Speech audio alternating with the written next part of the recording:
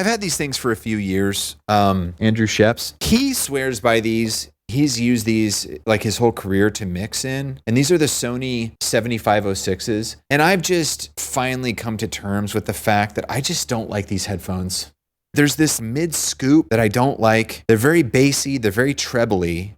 It's just there's this scoop. That's the only way I can like put it. Is there's this mid scoop that is gone in them. I was messing around the other day. I had Reaper open and I was like listening to some stuff and I used these headphones and I had been using the in-ears for a bit. And then like I put these headphones on and it's just like it sounded so scooped and compared to the earbuds. I was like, man, these earbuds are actually pretty nice. They're very, very flat and they're very honest and I love them. And I've had headphones in the past. I like the Sennheiser 280s and the 380s. I had a couple pairs that, I had them for so long, I wore them out. And then I tried a couple different pairs of headphones. I got the, I think they're called like MDR or MFD, whatever, those ones where it's like they're super flimsy. They have this like metal bar over the top. They just feel flimsy. And yeah, those broke after like a month. Those things were super flimsy. They sounded okay, but they, it wasn't anything to write home about. And then I just kept using these because even though these have like cables sticking out and they seem kind of flimsy and they seem kind of weak, the ear pads started to disintegrate. And then I just got a replacement pair of ear pads off of Amazon like a month or two ago. And it's like they're brand new. It's like it's not even affected. So the quality of these things is amazing. I mean, I've had these for years. I even was vacuuming in here once and the cable, this cable got stuck in the vacuum. And I pulled it out and I was like, oh no, did I just rip my headphone cable? And it's completely fine. It didn't even hurt it.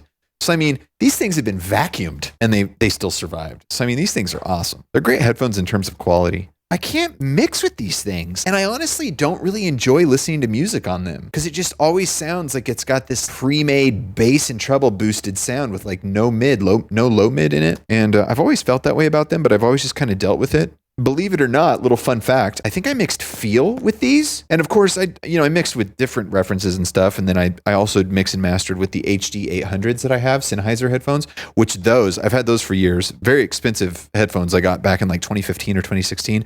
And they are starting to fall apart. Like they're pretty expensive, but the materials, man, they're like the whole headband's starting to fall apart and like the whole things just seem flimsy and the cables started falling apart. And I had to like put these heat shrink rubber sleeves on them to like stop the cable from disintegrating stuff. Cause the cable for that thing is like $300. And I'm like, I'm not going to pay $300 for a cable. I'm just not going to do it. So I like took it off and like put this like rubber heat shrink stuff on it. And they still work pretty good. But if you've never heard me talk about those, they have like a 3K cut that you can't even hear. Like you could have the 3K just blasting on the mix and you wear those HD 800s and you can't even tell. It just sounds great. It sounds nice and clear and transparent. You're like, oh, this sounds amazing. Then you put on like a cheap pair of headphones and the 3K is just like obliterating your ear holes. It's unreal.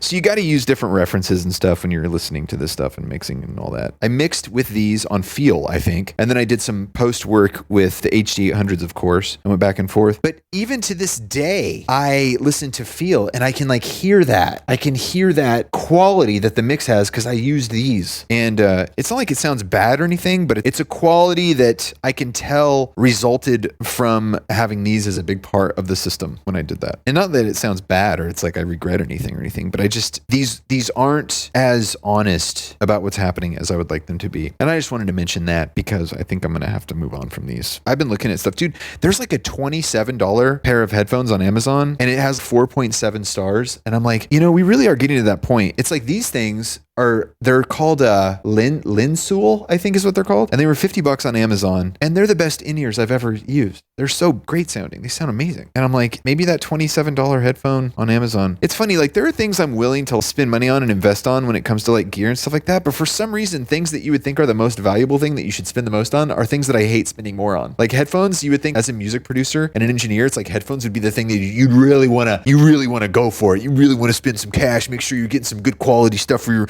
money, for your value and all this stuff. I hate it. I'm like, that's the one thing I don't want to spend money on. I'd rather buy $200 worth of cable than I would a $200 set of headphones. I don't know why that is, but I've always felt that way. I'm like, do you know how many HDMI cables you could get for $350 for those HD 400s or whatever you can get? I'm like, because there's something about, I don't know what it is. It's just some sort of idea I have in my head about speakers. I feel like speakers and earmuffs are a inflated item in the music world. And I think it's because people value what they're hearing so much that these companies can design some flashy looking things. And then they can be like, well, this has like state of the art echolocation, reverse polarity, English muffin mix sound. And therefore we're going to have to charge you $7,000. And I'm just like, I don't really buy it. And like I said, The HD800s, which were very expensive 10 years ago, they're probably even way more expensive now. They sound great. They sound good and they're open back. I'm glad I have them so that I can reference between them and other headphones, but they don't solve the listening problem. You know, you have to have other references. You have to have other sets of listening monitors and references to be able to like actually really hear what's going on.